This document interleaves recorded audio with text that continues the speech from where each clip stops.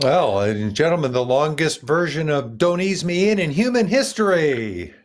I was just gonna say that usual little knock it out and take a break ditty was really stretched out, and I'm sure there are dead statisticians scrambling now to ascertain that, but that sure wouldn't fit on one side of a Scorpio record single, I'll tell you that. So true.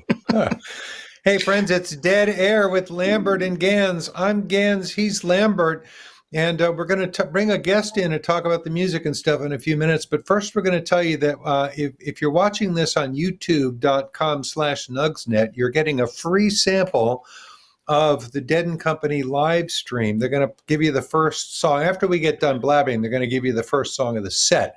And if you like it, they're hoping that you will buy the stream. And you do that by going to livedead.co. And when you do that, by the way, you get a license to view the stream that lasts for 48 hours from the moment you start viewing. So you can go back and watch the first set if you missed it. And then you can watch the whole thing multiple times between now and 48 hours from the time you click that thing. There's also packages for the whole tour, which again, if you order the whole tour, you can go back and watch all the shows that you missed. That's why Nugs has brought Gary and me in here to talk about this, to give you something more interesting than a please stay tuned card, but also to talk about how great the live feed is, how great the music is, how great the video is, how great the audio feed is, and how nice it is that there's an audio-only package you can get from Nugsnet as well. And you can download every show like the morning after it happens. I've heard, in fact, people have been known to get those shows even before they wake the next day. If the intrepid Nugs.net crew gets it turned around fast enough, it becomes available very quickly. So, as you said, they may have it on their drive to the next gig, which is always a pleasure. Yeah. Well, let's bring our guest in so we can talk about the set we just heard. You bet.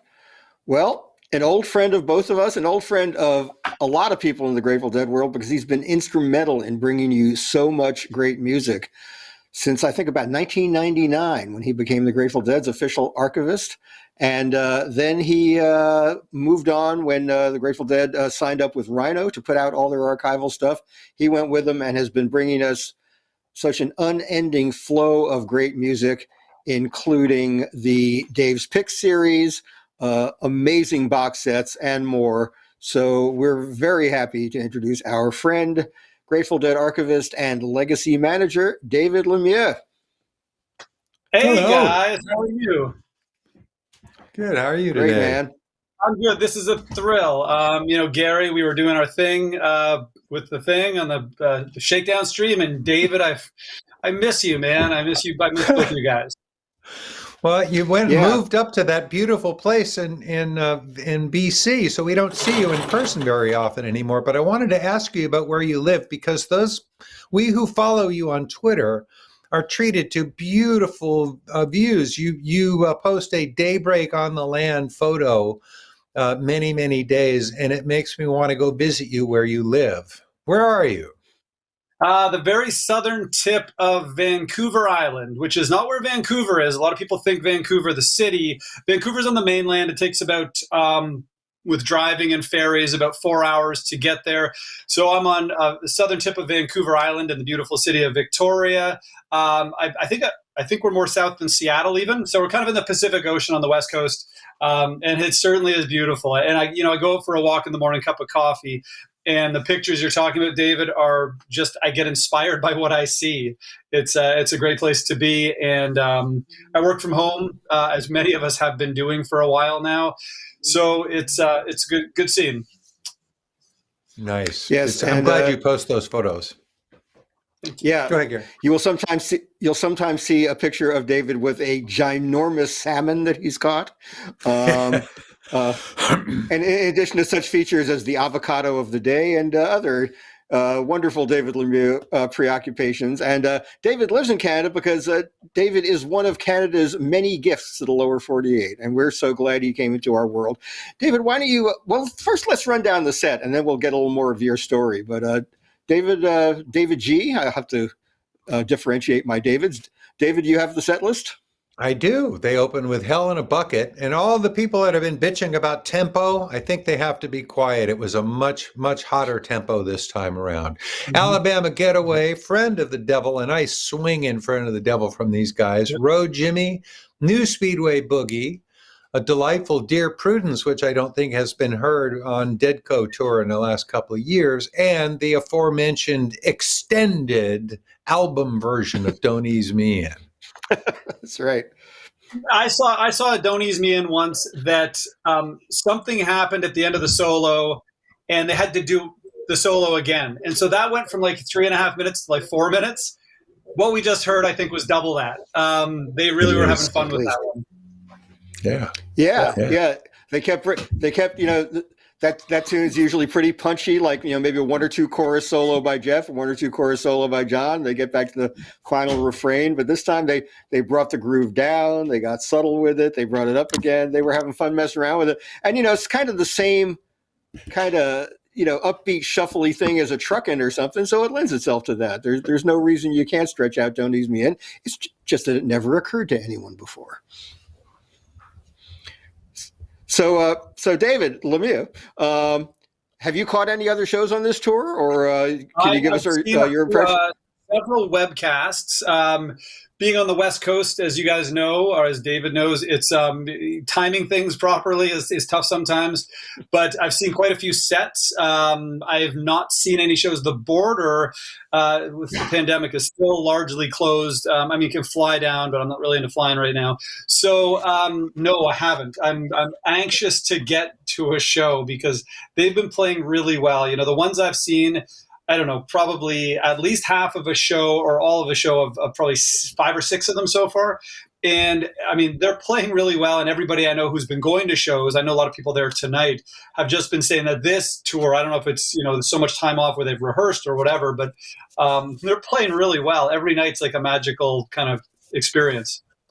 I feel the same way. And I'm especially excited about John Mayer kind of having taken things to a yet another level with his playing and he's gradually absorbing this stuff and it's getting into his DNA like it has been in those other guys' DNA for all these years. And he's really starting to sort of stand up and show us what he can do with a lot of this music. And of course, Jeff Chimenti is there to volley with him in that most amazing collaboration.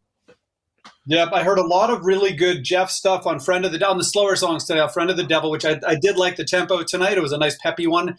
But Road Jimmy in particular stood out for me, the second half of the song, which with the Grateful Dead, the shows, Road Jimmy, that second half of it was really special sometimes. And tonight was one of those nights where I thought Jeff was doing some great stuff. But as you were saying about John, what he was doing under the closing vocal chorus was really beautiful. Like he's really getting inside the music, or it's getting inside him, I guess. Yeah, I felt that way about Lost Sailor too. Is another one. There's like particular moments where he's differentiating himself from what Jerry did on those songs, and I like the textures that he's bringing into it as well. And it's like this, it's honoring what has gone before and also taking it forward, which is exactly the mission of this band as I understand it.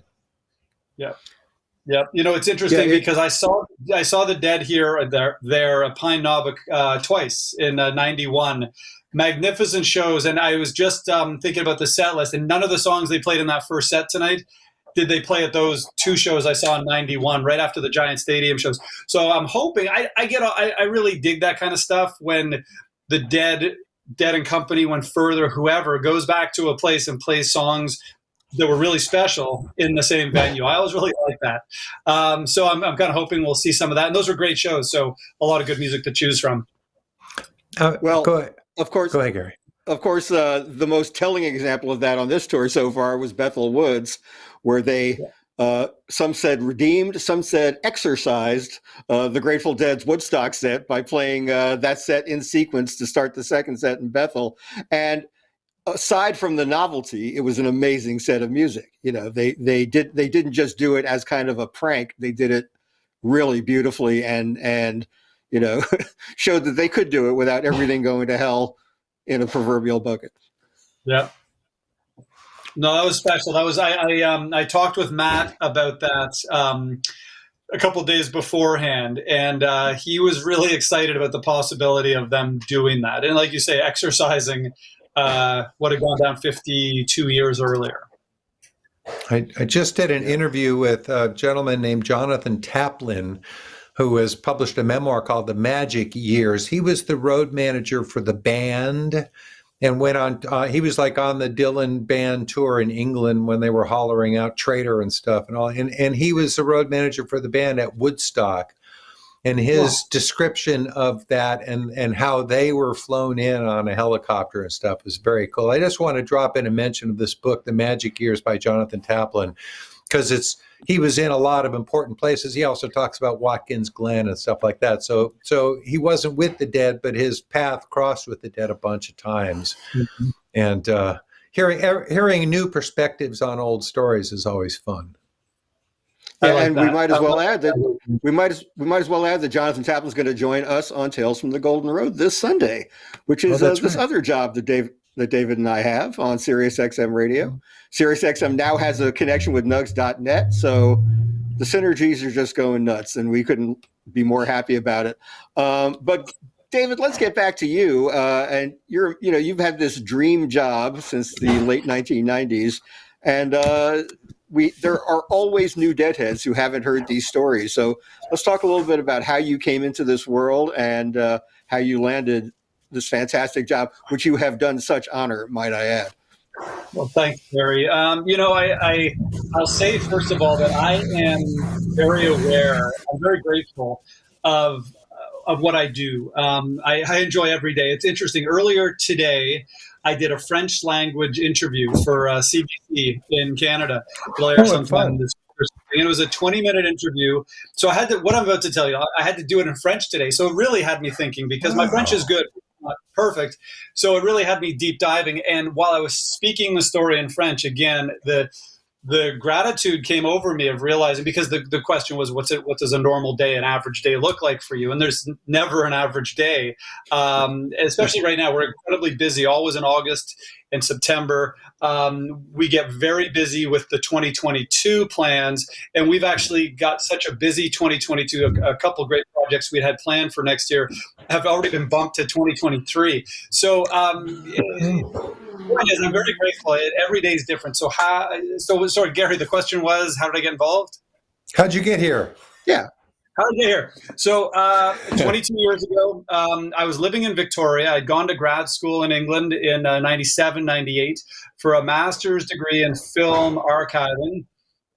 And I kind of studied film archiving, which was the physical preservation of film and fixing old films and preserving them, the physical side, but also cataloging them, copying them, which is very important, and then making them accessible, which is whether it was early days of a website or making DVDs or things like that from old archival films. And part of that master's program was an internship, which I did here in Victoria, BC. Came out here, did a kind of a 4-month internship. And while I was here, the person who was in charge of the British Columbia Archives film and video collection and audio, he was retired. So they offered me the job. So I took it. And then while I was doing that, I wrote Dick Latvala through Susanna Millman. I wanted to buy a photo from Susanna Millman. And she says, "Oh, you're an archivist. You got to talk to my husband, Dennis McNally." I was like, "Oh my!" I had no idea that Susanna was. So Susanna said, "Dennis says you should talk to Dick." So they gave me Dick's email address, and I wrote him an email, and I asked if I could see the Grateful Dead's archive, and Dick graciously said yes. And I spent a few hours with John Cutler, and you guys can imagine John Cutler's first impression of this guy in the vault that Dick has let in, showing him all these tapes, this 28-year-old kid straight out of college. And John was not impressed. But then John and I hit it off because we were talking about old video equipment. And then a month later, I wrote John and Dick a letter, an actual printed out letter. And I said, "Hey, guys, thanks for the time you spent with me." And the letter I wrote to John, I wrote, "P.S. if you need somebody to catalog the video collection." I knew that Dick was primarily involved in the audio. That was his focus. He didn't have much interest in the video or film. And a week later, this was end of 1998, John called me and asked me if I was serious. I said, yeah. So I came down in February 99, did a 3-month contract cataloging the film and video. And then the contract was up, and then through June and July and August, they kept bringing me down to do other projects, working for Phil on the recordings.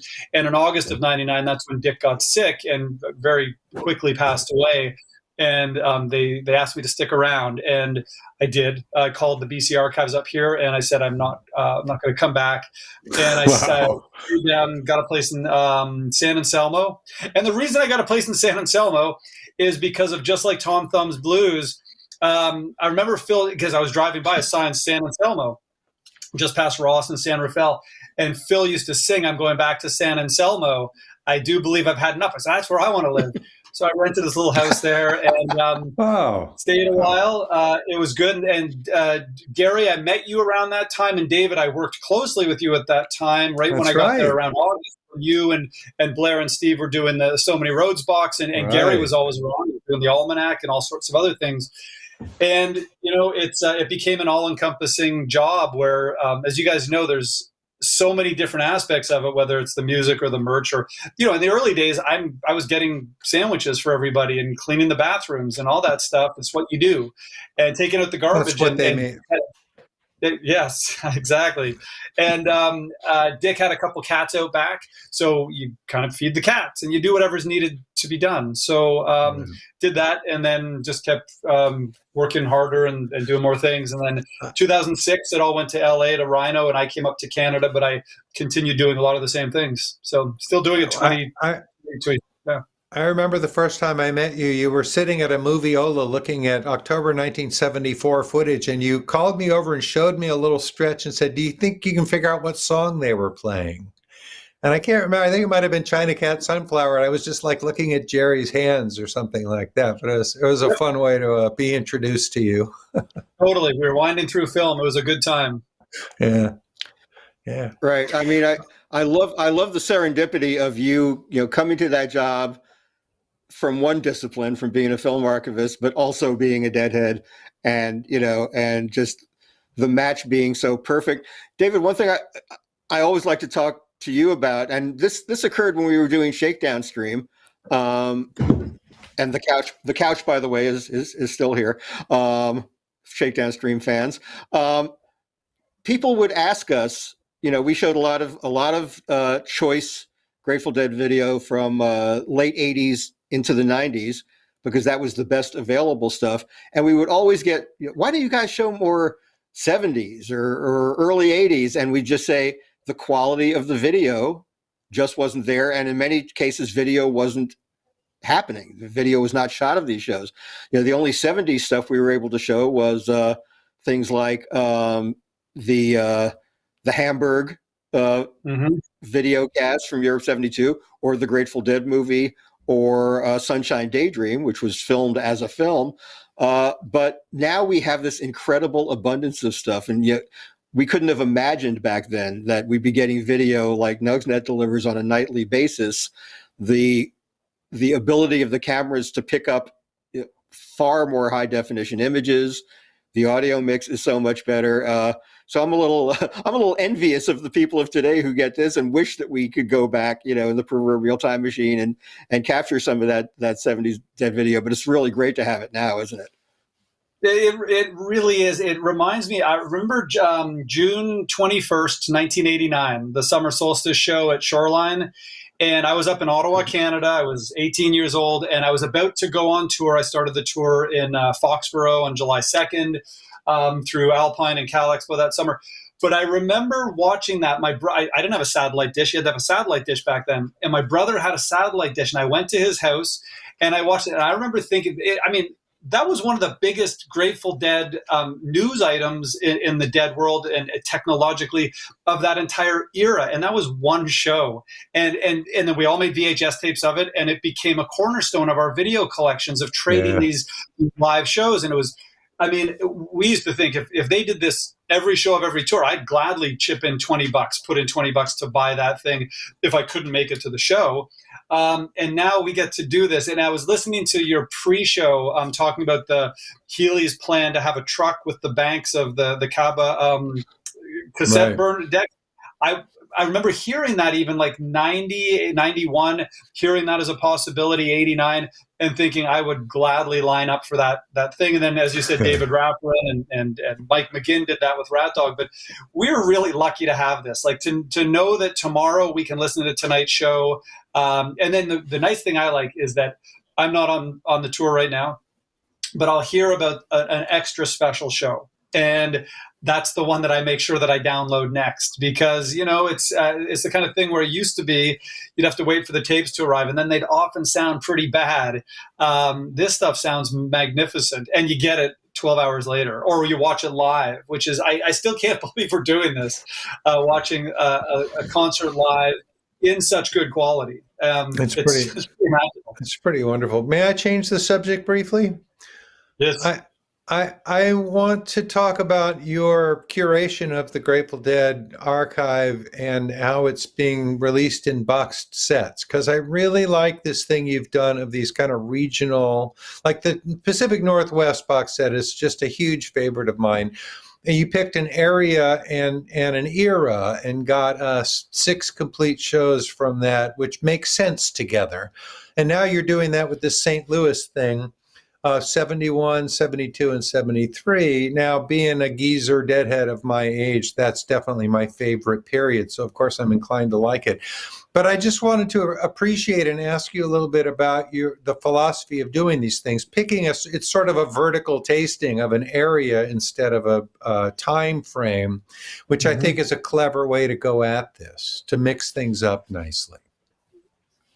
Well, thank you. When we started doing the box sets, which is about 15 years ago, 16 years ago, the first one was the Fillmore West 69, one venue, a weekend of shows. And then the next couple after that, next 3, I guess, were Winterland November 73, Winterland June of 77, and the Warlocks box. So again, they were a weekend of shows, a couple of shows in the same venue. And that's generally what we focused on for a little while. And then we started getting... certainly not more ambitious. I thought those were all very ambitious, but we started thinking outside the box. We started doing things like the spring tour of 1990 boxes. And then it was the Pacific Northwest where we really decided to do something that was a geographical specificity, the Pacific Northwest, but bridged over a couple of years. And as you said, David, it has to make sense. And with the St. Louis, we've got the St. Louis box. You can head over to dead.net and check out this. I think it's 20 CDs. It's 20 CDs. It's a 7-show box set spanning 22 months in the Grateful Dead's history. Very important months that cover the Skull and Roses era, when that album came out, Europe 72, and Wake of the Flood. And they're all from St. Louis. So St. Louis was what held it together. And we'd always had our eye on one show in particular in there, which is 10/18/72. And that's the one with the big playing in the band, Dark Star, Morning Dew, back into playing in the band. But the other shows in that run too, the October 17th and 19th, were also really good. So we kind of, had intentionally not put out 10/18, which probably would have come out quite some time ago, with the hopes that we do that box, the box set of the 72 shows.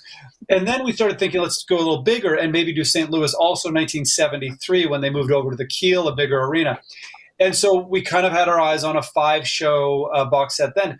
And then when the tapes, as a lot of the viewers might know, or some might not, a few years ago, about 4 years ago, a lot of Grateful Dead tapes came back to the Grateful Dead's vault. And these were very important tapes. Cornell, the June of 1976 shows of the Beacon in Boston, a lot of the 1978 material and things like that. But in addition to all those kind of famous shows that came back, there were some bits and pieces from the early 70s, from 1971. Oh, nice.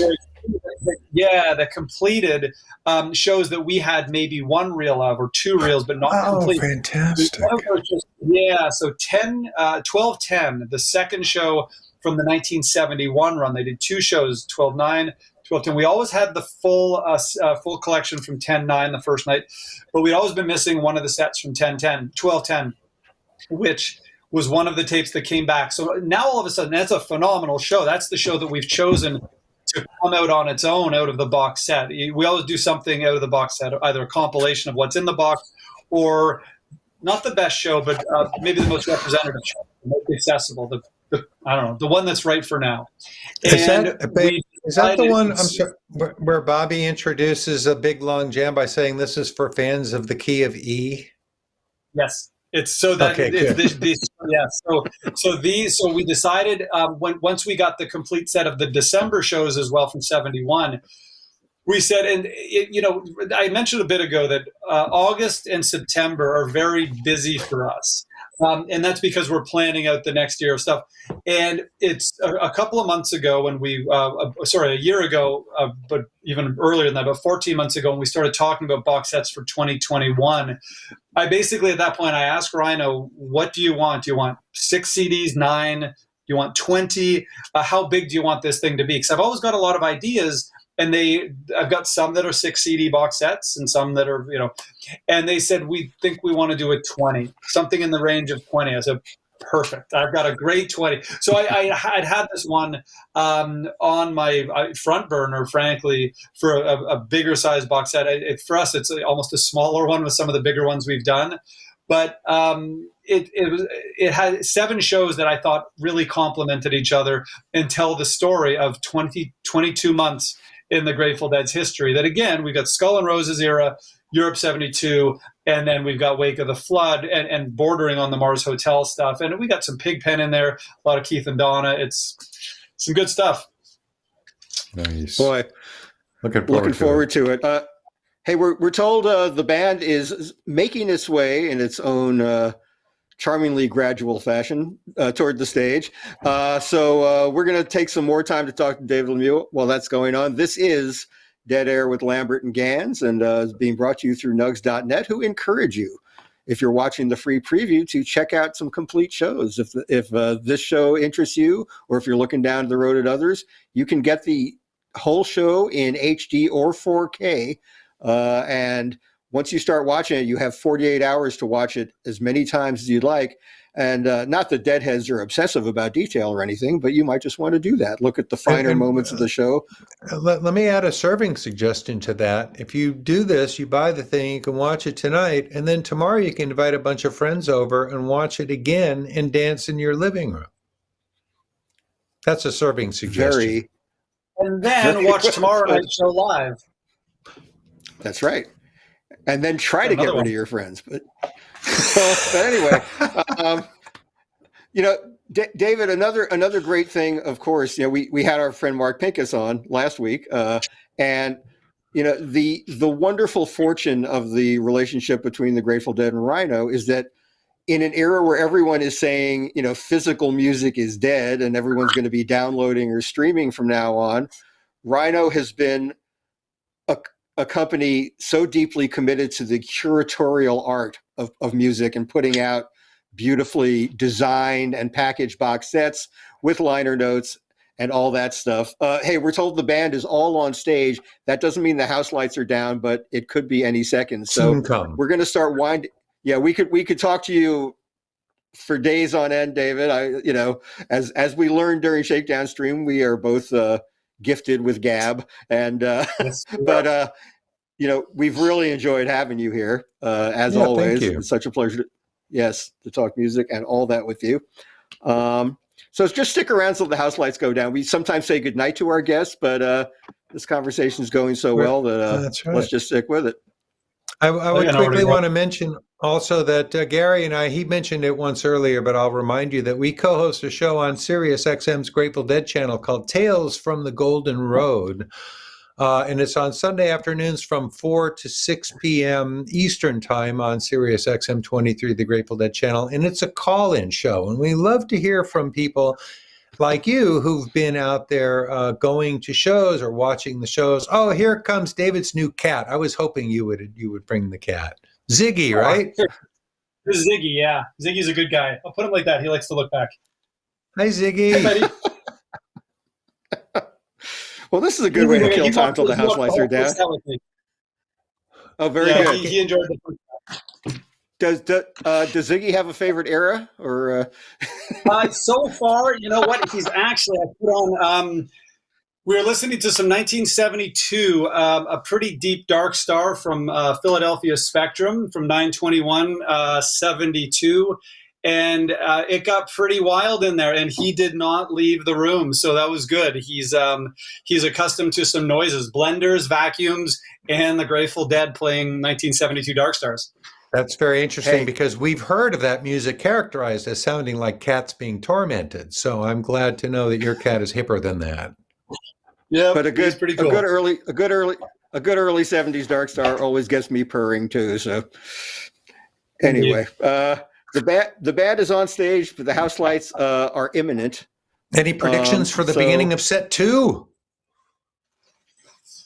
I don't even remember what they've played recently, but I'm hoping for Playing in the Band. I'm a huge Playing in the Band fans, and it gives them the space to go into lots of other cool things. That's an interesting question. Oh, lights are going down. We got to stop talking. It's time. David, thank you for being with us, David Lemieux. Enjoy. Thanks, everyone. Bye.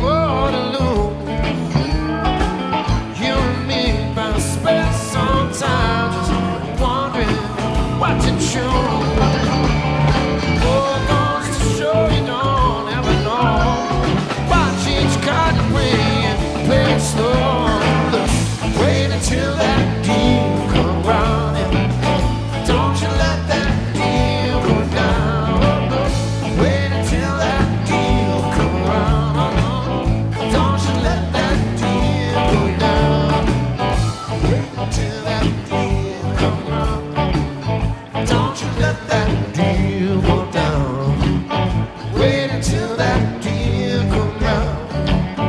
Don't you let that deal go down. Wait until that deal come round.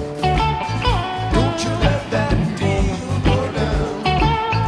Wait until that deal come round. Don't you let that deal go down.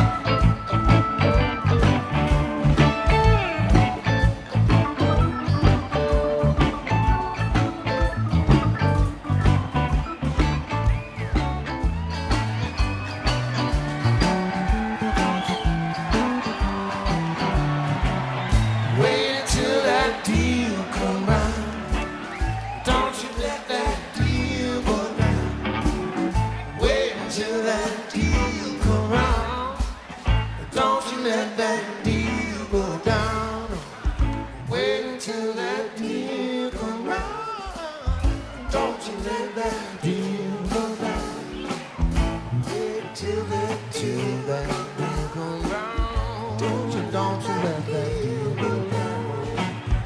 Wait till that deal.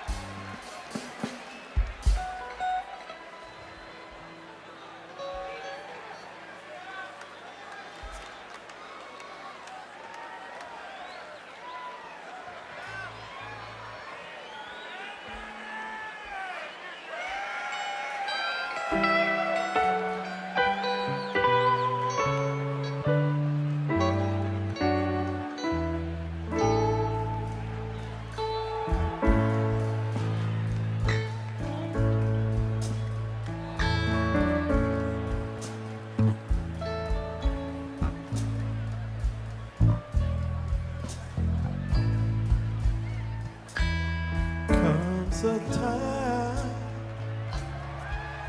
when the blind